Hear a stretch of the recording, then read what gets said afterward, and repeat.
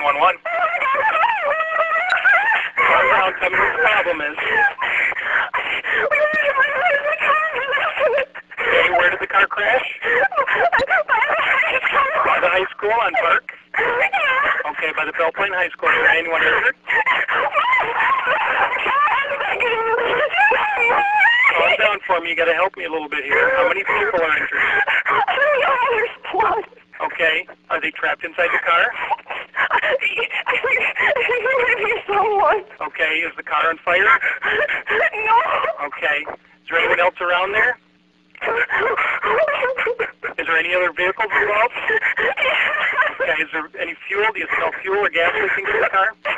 A little, but it's not bad. All right. We've got the ambulance and the fire department and the police department on the way, okay? What's your name? Christina. Christina. Okay. Calm down, Christina. Were you in the accident? Yes. You were. Okay. What happened? Tell me what happened. Okay, Christina. All right, Christina, help is on the way, okay? We'll be there in just a minute. All right, bye-bye.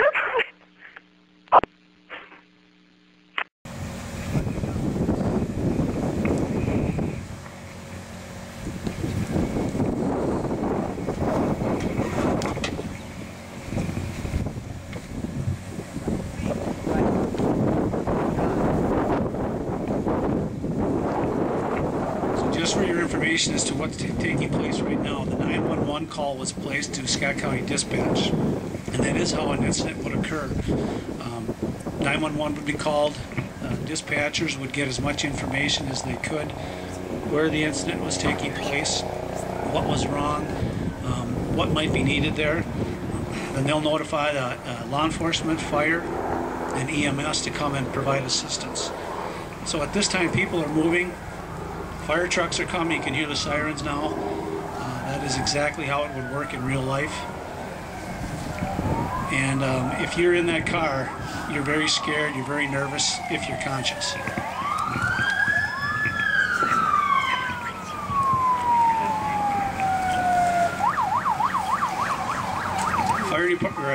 Law enforcement is usually the first on the scene. They're going to be providing scene security. They're going to be doing investigation at some point, reconstruction, and initially just providing first aid.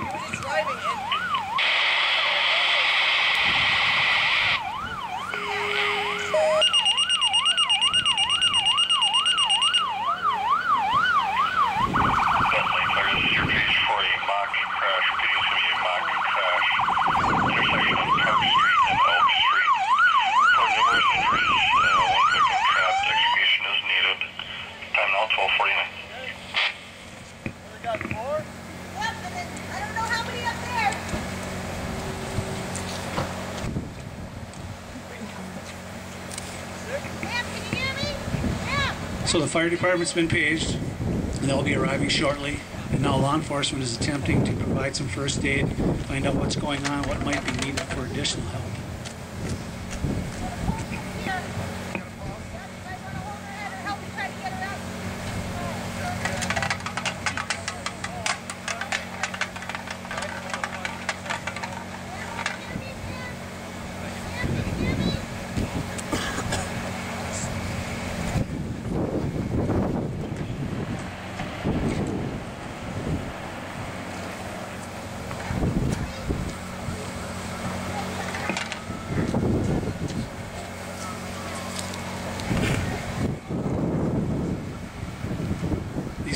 Folks have all gone through a lot of training to learn what they're doing all here today. They're professionals, they know what they're doing, and they've practiced this a number of times. But for all the responders that you'll see here today, believe me that none of them want to come to a scene like this. Not a one of them want to come upon this and have to use that training for this type of purpose.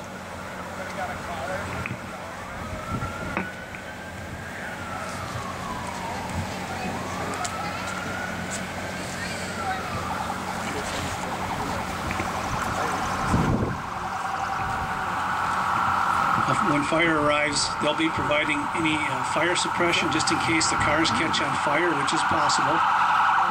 They'll be helping with scene security and patient care. And it looks like in this scene they're going to be doing some extrication. The people in that white car are unable to get out on their own, and they can't get the doors open.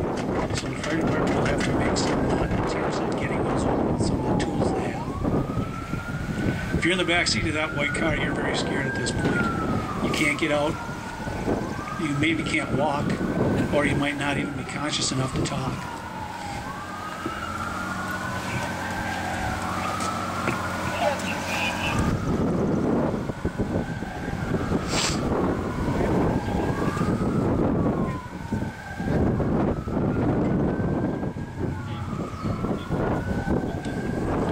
EMS has also been paged by now, and they are responding. You can hear the sirens. Imagine this scene at 2 o'clock in the morning or 1 o'clock in the morning. It's raining maybe, or it's very cold, and you're there by yourself in that car. It's kind of a scary thing to think about.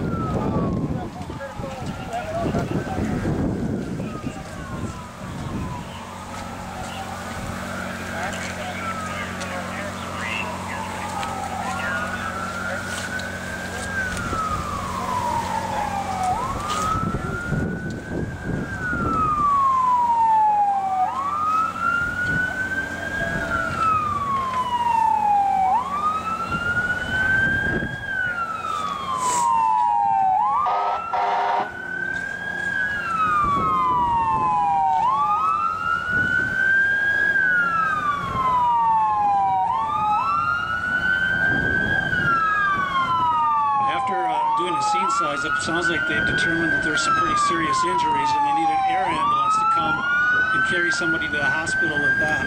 So you can hear the helicopter approaching. Fire department will also be setting up a landing zone for that helicopter. They need to look for wires, level ground for that helicopter to land on, give them some advice about injuries and things like that.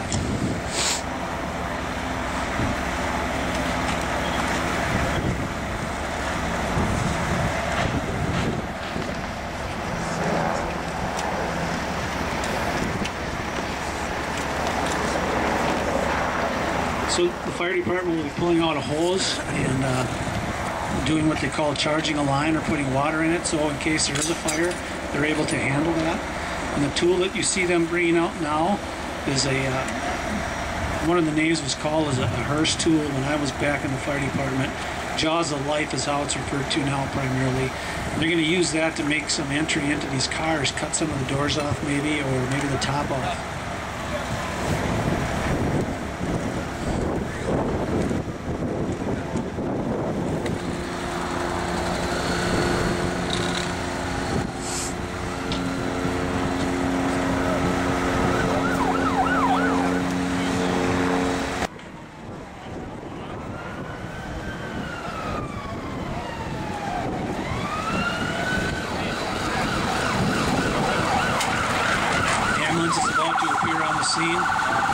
They're of course responsible for patient care. They're going to triage the patients to see how badly they're hurt and who needs help first.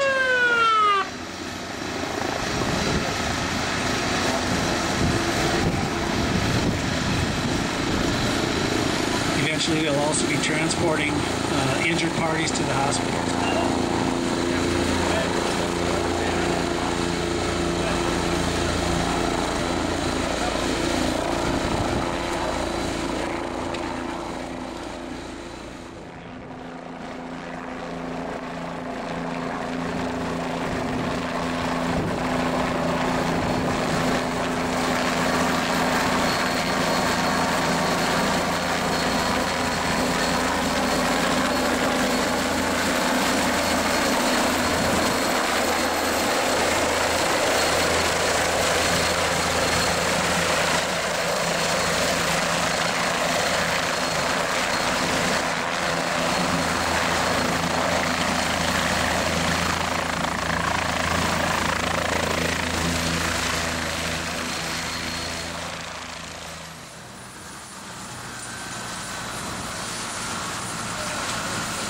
As you can see, they have to be very careful when they're taking people out of these cars. They're careful about further causing injury to their backs or their necks. They want them to be as stable as possible. But they still know that time is of the essence, and they have to get them out of there as quickly as they safely can.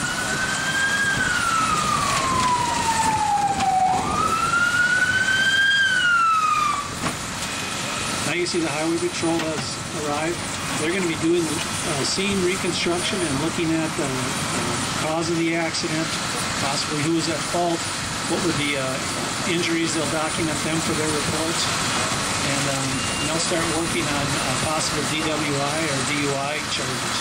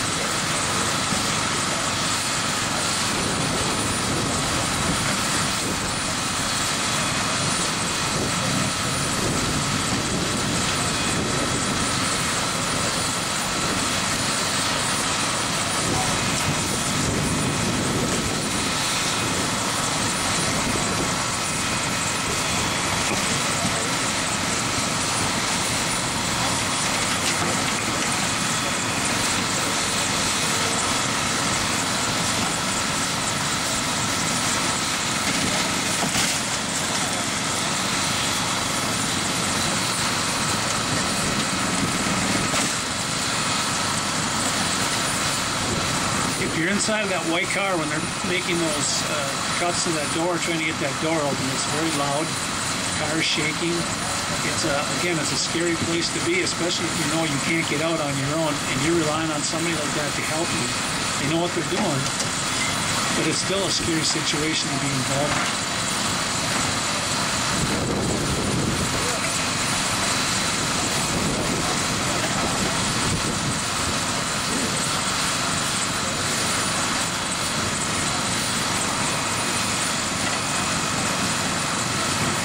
You can see the officer is going to do some tests on the individual that he thinks was driving that vehicle.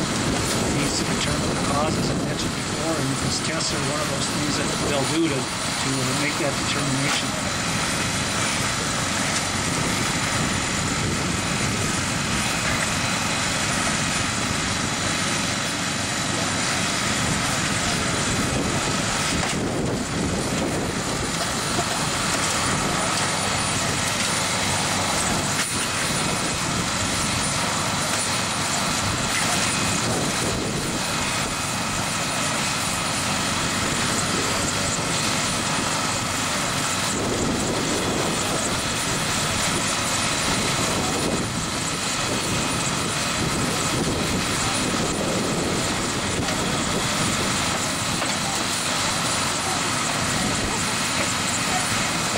You can see they have the door open, but now I believe they're trying to get that off so they have more room to get a backboard in there and try to help the person that's in that back seat.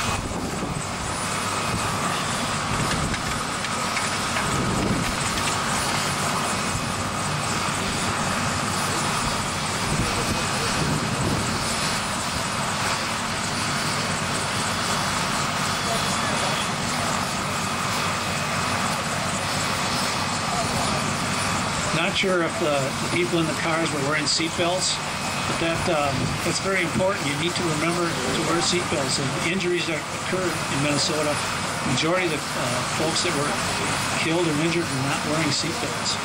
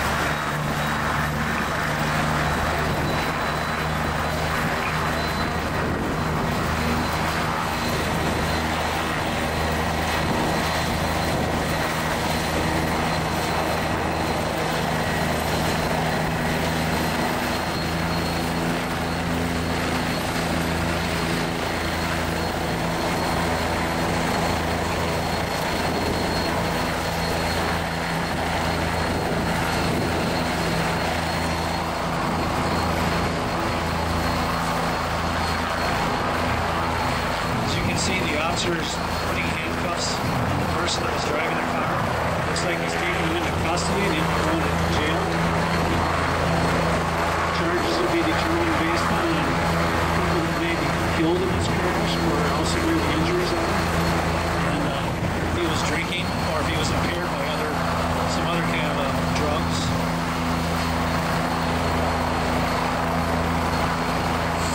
Could be that it was just careless driving. Maybe he was being inattentive. It's another large cause of crashes. Following too closely, things like that. Has anybody ever texted and driven at the same time? It's dangerous to do. Please avoid that at all costs.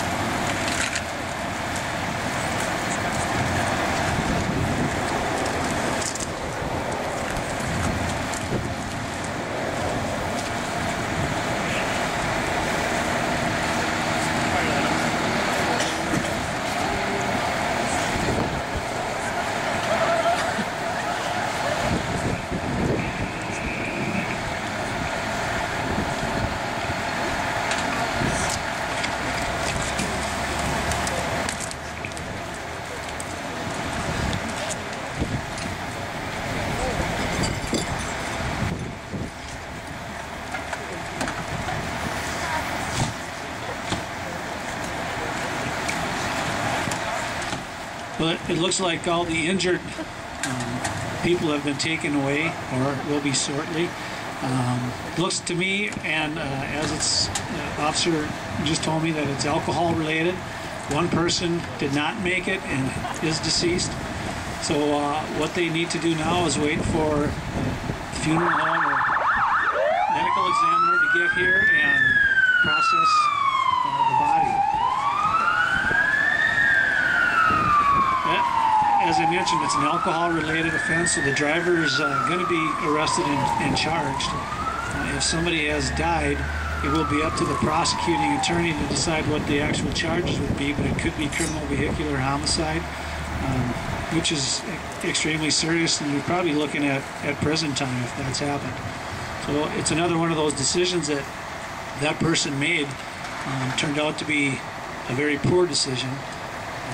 Friends were killed, injured. It's not a position you want to be in.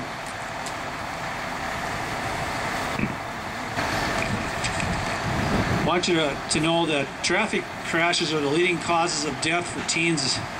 Last 3 years in Minnesota, 100 teens were killed, and only 39 of them were wearing seatbelts. And of these, 17 were backseat passengers, and only 2 of them were wearing seatbelts.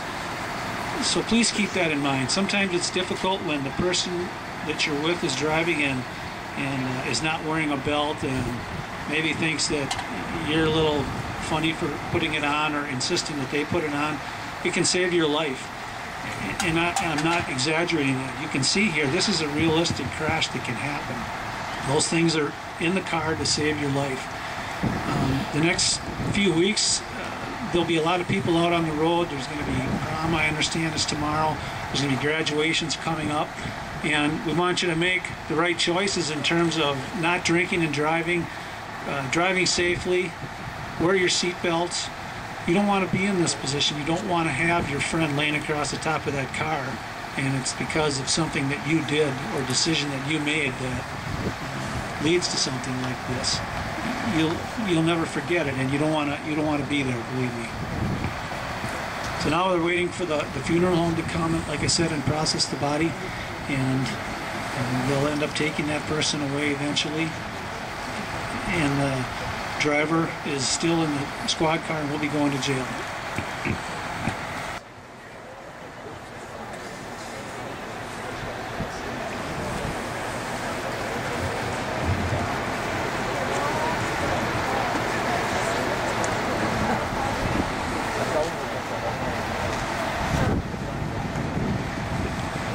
An accident like this has a tremendous impact on the community. Think about all the friends that are involved that will never see this person again.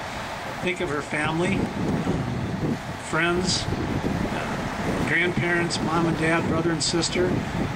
It's going to be an extremely difficult time for them to have to go through this because of a poor decision. The responders that are here as well have a difficult time with this. This is not something they want to do or want to see. And it's something that they'll remember as well. I can remember many of them that I've had the unfortunate experience of attending, and to see a young person like this killed because of an alcohol-related offense is just not acceptable.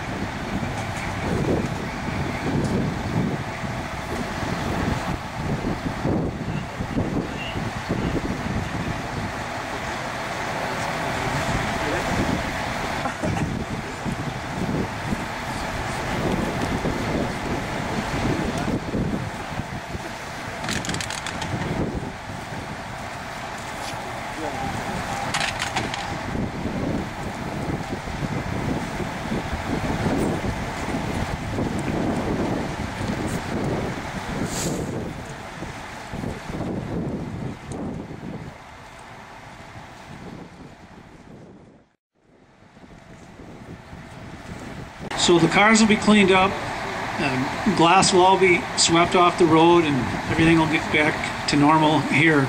But the folks in those cars will never forget this and never be the same. That's why it's so important for you to remember that, make good decisions, think about what you're doing and what your friends are doing. Don't be afraid to say something like wear your seatbelt or slow down. Or if your friends are drinking, don't let them drive. Take the keys away. It might cause an argument that night, but you'll be happy you did it in the morning.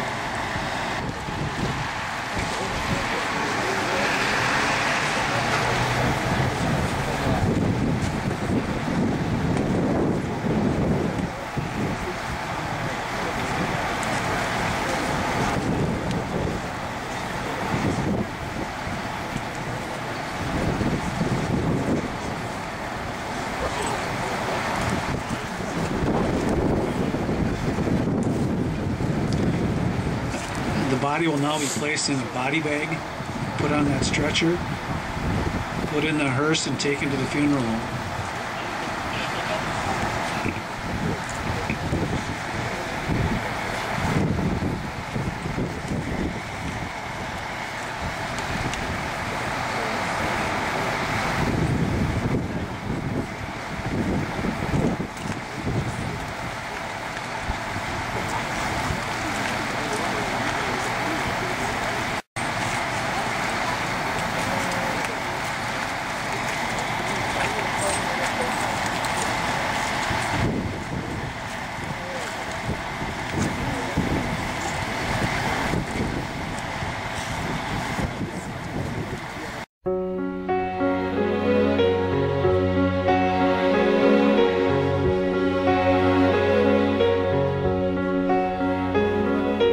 Open my eyes, I try to see, but I'm blinded by the white light.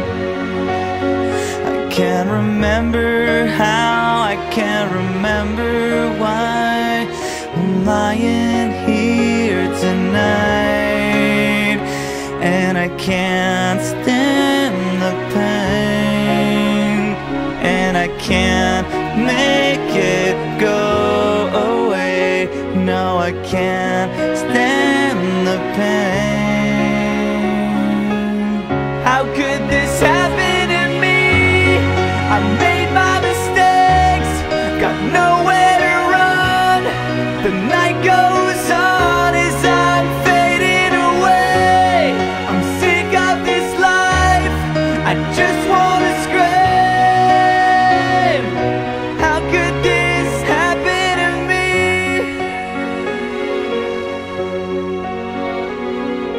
Everybody's screaming, I try to make a sound, but no one hears me. I'm slipping off the edge, I'm hanging by a thread. I wanna start this over again. So I try to hold on to a time when nothing mattered, and I can't explain what happened, and I can't erase the things that I've done. No, I can't. How could this happen?